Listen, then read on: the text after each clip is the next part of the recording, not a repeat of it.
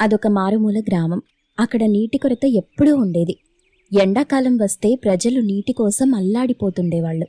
ఆ ఊళ్ళో బ్రహ్మయ్య, భార్య లక్ష్మి, కూతుళ్లు మౌనిక, మల్లిక ఒక చిన్న నిరుపేద కుటుంబంగా జీవించేవారు. వీరంతా కూలి పనుల కోసం పక్కనే ఉన్న పట్నం వెళ్లి కష్టపడి సంపాదించేవారు.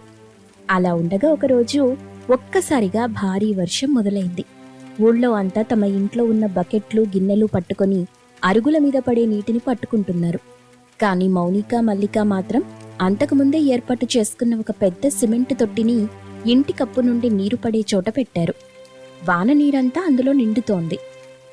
అమ్మా, మన దగ్గర గనక డబ్బు ఉండుంటే ఓ పెద్ద బావి తవ్వించుకునేవాళ్ళం. అది లేదు కాబట్టి ఈ తొట్టితోనే సంతృప్తి పడాల్సి వస్తుంది.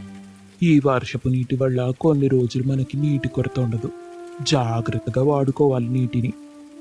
సరే నాన్న, మేం జాగ్రత్తగానే వాడుకుంటాం. ముందు మీరు కూడా జాగ్రత్తగా వాడండి.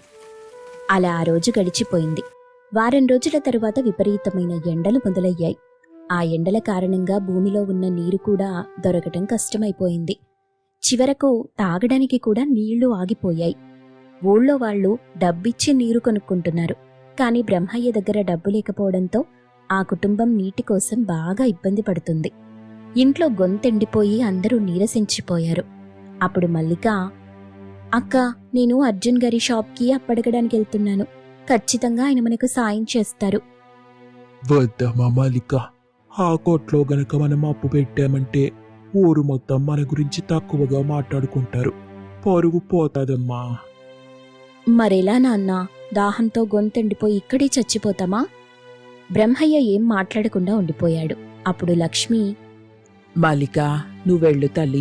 మీ నాన్న అలాగే అంటారులే. ఆయన అప్పు ఖచ్చితంగా ఇస్తారు. వెళ్ళి పట్టుకురా. తల్లి మాట వినగానే మల్లిక ఎండలో నడుచుకుంటూ అర్జున్ గారి దుకాణానికి చేరుకుంది. చుట్టుపక్కల వాళ్లంతా డబ్బిచ్చి నీళ్లు కొనుక్కెళ్తున్నారు. అర్జున్ గారు, ఒక చిన్న మాట. ఏంటమ్మా మల్లిక, ఏం కావాలి? అర్జున్ గారు, 25 లీటర్ల వాటర్ క్యాన్ ధర ఎంతండి ఇప్పుడు? ఏం చెప్పమంటావమ్మా, ఇప్పుడు నీటి కొరత విపరీతంగా ఉంది కదా, అందుకే డిమాండ్ పెరిగిపోయింది. ఇప్పుడు 25 లీటర్ల క్యాన్ ధర 100 రూపాయలు. 100 రూపాయలా? మొన్నటిదాకా 30-40 ఉండేది అని మనసులో అనుకుని బయటకు, 100 రూపాయలా అండి? సరే, తప్పదు, నాకొక క్యాన్ ఇవ్వండి. కాకపోతే ఇప్పుడు నా దగ్గర డబ్బు లేదు. నేను ఈ క్యాన్ ఇంటికి తీసుకెళ్తాను. మా నాన్నగారు డబ్బు తర్వాత ఇస్తానని చెప్పమన్నారు. మల్లిక మాట విని అర్జున్ ఒక్క క్షణం ఆలోచించాడు. ఊర్లో బ్రహ్మయ్య గారి పరువు, ఆయన నిజాయితీ అర్జున్కి తెలుసు. అందుకే మొహం మీద వద్దనలేకపోయాడు. ఓ, తప్పకుండా క్యాన్ తీసుకెళ్ళొచ్చు మల్లిక. మీ నాన్నగారిని డబ్బు తర్వాత ఇవ్వమని చెప్పు. ఇబ్బంది ఏం లేదు. ముందు తీసుకెళ్ళు నీళ్లు.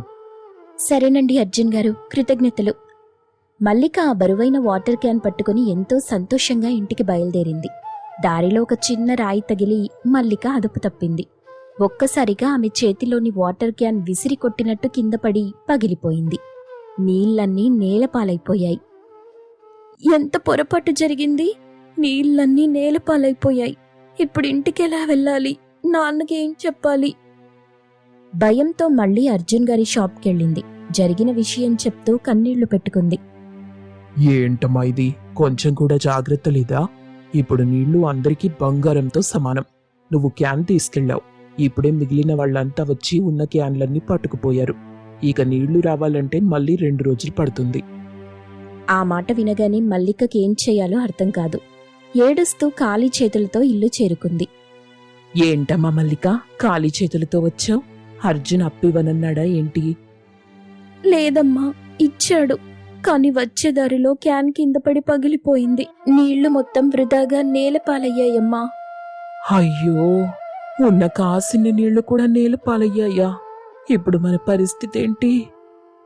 చూసారా, దేవుడు మన దరిద్రాన్ని ఇలా పరీక్షిస్తున్నాడు. ఆయన మన పేదరికాన్ని వెక్కిరించడం కోసమే ఇదంతా చేస్తున్నాడు. సరే, ఇలాగే మనం ఈ నీటి దాహంతోనే చచ్చిపోదాం. బ్రహ్మయ్య ఆ మాట అంటూ కన్నీళ్లు పెట్టుకోగానే ఆ మాట విని అందరూ ఒక్కసారిగా ఏడవటం మొదలెట్టారు. ఇంట్లో అందరూ దాహంతో అల్లాడిపోతుంటే లక్ష్మి మనసు తట్టుకోలేకపోయింది. ఎలాగైనా అందరి గొంతు తడపాలని ఒక నిర్ణయానికొచ్చింది. నేను కాంతమ్మ పెద్దమ్మ దగ్గరికి వెళ్ళి నీళ్లు తీసుకొస్తాను. నీళ్లు అరువుగా అడిగి తీసుకొస్తాను. లక్ష్మి ఆ మాటంటుంటే బ్రహ్మయ్య గాని పిల్లలు గాని ఏమీ మాట్లాడలేకపోయారు. ఎందుకంటే వాళ్ళ పరిస్థితి అలా ఉంది మరి. వెంటనే లక్ష్మి ఒక చిన్న బిందె తీసుకుని కాంతమ్మ ఇంటికెళ్ళింది. పెద్దమ్మగారు, కొంచెమేమీ అనుకోకుండా ఒక్క బిందె నీళ్ళిస్తారా? ఇంట్లో చుక్క నీళ్లు లేవు. ఏముందమ్మా, తీసుకెళ్ళు అంటూ కొంచెం నీరిచ్చింది కాంతమ్మ. చాలా కృతజ్ఞతలండి అని నీటి బిందెని పట్టుకుని ఇంటికి చేరిన లక్ష్మి అందరికీ నీళ్లిచ్చి వాళ్ల దాహం తీర్చింది. అందరూ కాస్త తేరుకున్నాక అసలు సమస్య గుర్తొచ్చింది. ఈ రోజు గడిచింది, కానీ రేపటికి చేతిలో చిల్లి గవ్వలేదు. ఇప్పుడు ఆ క్యాన్ డబ్బులు కూడా కట్టాలి. ఇంట్లో ఎక్కడైనా ఏ మూలైనా డబ్బులు కనబడతాయేమో వెతకండి. అందరూ ఇల్లంతా వెతగ్గా కొన్ని డబ్బులు దొరికాయి. అవన్నీ పోగు చేస్తే 100 రూపాయలయ్యాయి. నాన్న, 100 రూపాయలతో అప్పు తీరిపోతుంది. మరి మన పరిస్థితి ఏంటి? ఇప్పుడు పనులు కూడా దొరకటం లేదు. మనకి పని నుండి డబ్బు రావాలి కదా, అక్కడికెళ్ళి అతన్ని డబ్బు కావాలని అడుగుదాం. ఆ ఒక్క మార్గం తప్ప మరో దారి లేదు. ఇప్పుడే వెళ్దాం పదా. బ్రహ్మయ్య పెద్ద కూతురు మౌనికని వెంటబెట్టుకుని పట్నం బయలుదేరాడు. అక్కడ యజమాని కొడుకు సురేష్ దగ్గరికెళ్లాడు. బాబూ, మీ నాన్నగారు లేరా? మా నాన్నగారు ఆరోగ్యం బాగోలేక రాలేదు. కొన్ని రోజులు నేనే చూసుకుంటాను. మీరెవరు? నా పేరు బ్రహ్మయ్య బాబు. నేను, నా కూతుళ్ళిద్దరూ, నా భార్య, నలుగురం ఇక్కడ పనిచేశాం. దానికి సంబంధించిన డబ్బు రావాల్సింది. నెల రోజుల్లో వచ్చేస్తాయి అనుకున్నాం గాని ఇంకా రాలేదు. వాటినేమైనా ఇప్పించగలరా బాబు? మా నాన్నగారు మీ గురించి చెప్పారు. ఆయన మీరు వస్తే డబ్బు ఇవ్వమన్నారు అని చెప్పి సురేష్ ఆ డబ్బు వాళ్ళ చేతిలో పెట్టగానే వాళ్ళెంతగానో సంతోషించారు. మౌనికని చూస్తూ, పాపం, ఇలాంటి వాళ్ళకి భగవంతుడు ఎందుకు అన్యాయం చేస్తాడో ఏంటో. ఈ వయస్సులో తండ్రి కోసం కష్టపడుతుంది, పెళ్లి చేసుకుని సంతోషంగా ఉండక. అని సురేష్ వాళ్ళని చూసి బాధపడతాడు. సంతోషమమ్మా, మనకి రావాల్సిన కష్టార్జితం మన దగ్గరకు వచ్చేసింది. ఇక మనం కొన్ని రోజులు సంతోషంగా ఉండొచ్చు. పొదుపుగా డబ్బు వాడుకుంటే అలా సంతోషపడుతుండగా ఒక వ్యక్తి ఒక్కసారిగా డబ్బు దొంగతనం చేసి పారిపోయాడు. దొంగ దొంగ పట్టుకోండి. మౌనిక కూడా దొంగ వెంట పడింది. కాని అతను దొరకలేదు. బ్రహ్మయ్య, మౌనిక చుట్టుపక్కల వాళ్ళందరినీ అడిగారు. కాని ఏం లాభం లేకపోయింది. చేసేదేం లేక నిస్సహాయంగా రోడ్డు పక్కన ఒక చోట కూర్చొని కన్నీళ్లు పెట్టుకున్నారు. ఎందుకో భగవంతుడు మనకి ఇన్ని కష్టాలు ఇస్తున్నాడు. ఇట కష్టాలిచ్చే బదులు ఒక్కసారిగా సంపయొచ్చు కదా. అలా అనకు నాన్న, మనమెంతో కష్టపడిన సొమ్మది. ఖచ్చితంగా మనకి దేవుడు తిరిగిస్తాడన్న నమ్మకం ఉంది. అలా జరగకపోతే నా జీవితంలో దేవుడనే పదానికే స్థానం లేదు నాన్న. ఇదిలా ఉండగా దొంగతనం చేసిన ఆ వ్యక్తి పరుగు తీసి ఒక సందులో ఆగి దొరికిన డబ్బును కంగారుగా లెక్క పెట్టుకుంటున్నాడు. సరిగ్గా అదే సమయంలో సురేష్ అటుగా వెళ్తూ అతన్ని చూశాడు. వీడు అంతకుముందు నా పర్సు కొట్టేసిన వ్యక్తి వీడే కదా? వీడే ఆ దొంగ. వెంటనే సురేష్ ఆ దొంగ వెంట పడ్డాడు. ఆ దొంగ పరుగెత్తినా సురేష్ అతన్ని పట్టుకుని గట్టిగా నిలదీశాడు. నా డబ్బిస్తావా లేదా? ఇంత డబ్బెక్కడిది నీకు? మళ్ళీ ఎక్కడ దొంగతనం చేశావు చెప్పు, లేదంటే పోలీసులకి పట్టిస్తాను. లేదు బాబు, నా డబ్బిది, నా సొంత డబ్బు. అబద్ధం చెప్పకురా, నిజం చెప్పు. లేదు బాబు, వచ్చే దారిలో ఓ వ్యక్తి ఓ అమ్మాయి వెళ్తుంటే వాళ్ళ దగ్గర కొట్టేశాను. ఇదిగోండి, తీసుకోండి. సురేష్ ఆ డబ్బు తీసుకుని దొంగని వదిలేశాడు. అటుగా వెళ్తున్న ఎవరైనా డబ్బు పోగొట్టుకున్నారేమో అని వెతుకుతుండగా దూరంగా బ్రహ్మయ్య, మౌనిక ఒక చోట దిగులుగా కూర్చుని ఉండటం కనిపించింది. వెంటనే సురేష్ వాళ్ళ దగ్గరికెళ్ళాడు. ఏమైందండి, ఇక్కడెందుకు కూర్చున్నారు? బాబు, ఇందాక మీరిచ్చిన డబ్బెవరో దొంగెత్తికెళ్ళిపోయాడు. మా బతుకు మళ్ళీ రోడ్డున పడ్డది. ఓకే, అయితే ఈ డబ్బు మీదేననుకుంటా. ఇందాకే ఆ దొంగని పట్టుకుని డబ్బు తీసుకున్నా. ఇదిగోండి మీ కష్టార్జితం అంటూ ఆ డబ్బు వాళ్ళకి అందించాడు. ఆ డబ్బు చూడగానే బ్రహ్మయ్య, మౌనిక కళ్లలో ఆనంద బాష్పాలు రాలాయి. మౌనిక గద్గద స్వరంతో మాట్లాడింది. నిజంగా మీరు దేవుడిలా వచ్చి మాకు సాయం చేశారండి. మీ మేలు ఎప్పటికీ మర్చిపోలేం. నా నమ్మకాన్ని నిలబెట్టారు మీరు. పర్వాలేదమ్మా, ఇది మీ కష్టం, మీకే దక్కింది. జాగ్రత్తగా వెళ్ళండి. బ్రహ్మయ్య, మౌనిక ఎంతో సంతోషంగా సురేష్కి కృతజ్ఞత చెప్పి ఆ డబ్బు జాగ్రత్తగా తీసుకుని ఊరికి చేరుకున్నారు. ఊళ్ళోకి అడుగు పెట్టగానే బ్రహ్మయ్య నేరుగా అర్జున్ దుకాణానికి వెళ్ళాడు. పగిలిపోయిన వాటర్ క్యాన్ డబ్బులు, అప్పుగా తీసుకున్న 100 రూపాయలు అర్జున్ చేతిలో పెట్టాడు. అర్జున్, ఇదిగో ఈ డబ్బు. నీ గురించి నేను చాలా తప్పుగా ఊహించాను. నీ దగ్గర అప్పు చేస్తే ఊరు మొత్తం మా గురించి చెడుగా చెప్తావని భయపడ్డాను. కానీ నువ్వట్టా చేయలేదు. నాకు సాయం చేసినందుకు కృతజ్ఞతలు బాబు. చూడండి బ్రహ్మయ్య గారు, మీరు నా గురించి తప్పుగా అర్థం చేసుకున్నారు. నేను అక్కడ మాటలు ఇక్కడ చెప్పే వ్యక్తిని కాదు. నేను ఊరు మొత్తం చెప్తానన్నది నిజమే. కానీ ఎవరి గురించంటే నా దగ్గర అప్పు తీసుకుని అప్పివ్వకుండా ఎగ్గొడతారే వాళ్ళ గురించి. మీలాంటి నిజాయితీ పరుల గురించి కాదు. అర్జున్ మాటలకి బ్రహ్మయ్య మనసు తేలికపడింది. తన తప్పు తెలుసుకొని క్షమాపణ కోరుకున్నాడు.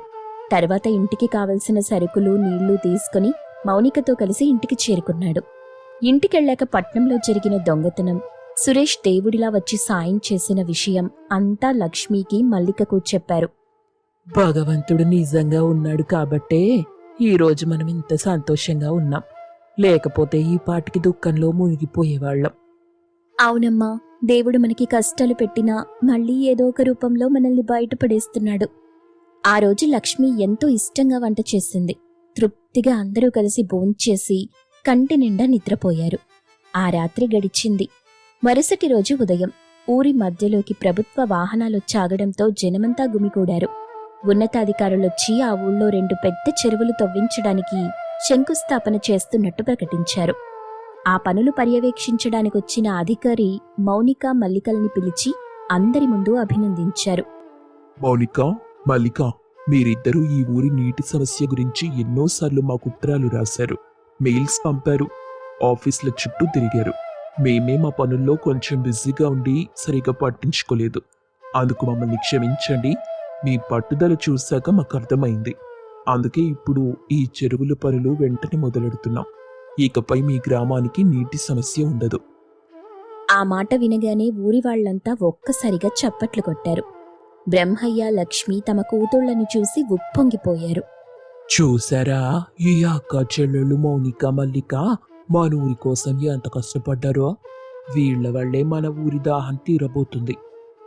కొన్ని రోజుల్లోనే అధికారులు చెప్పినట్టుగా ఊళ్ళో 2 పెద్ద చెరువులు సిద్ధమయ్యాయి. ఆ ఎండాకాలం ముగిసేలోపే నీటి కష్టాలు తీరిపోయాయి. మాడేరుపల్లి ఇప్పుడు పచ్చదనంతో, జలకళతో వెలిగిపోతుంది. బ్రహ్మయ్య కుటుంబంతో పాటు ఊరి జనమంతా అక్క చెల్లెళ్ల ధైర్యాన్ని మెచ్చుకుంటూ సంతోషంగా జీవించసాగారు.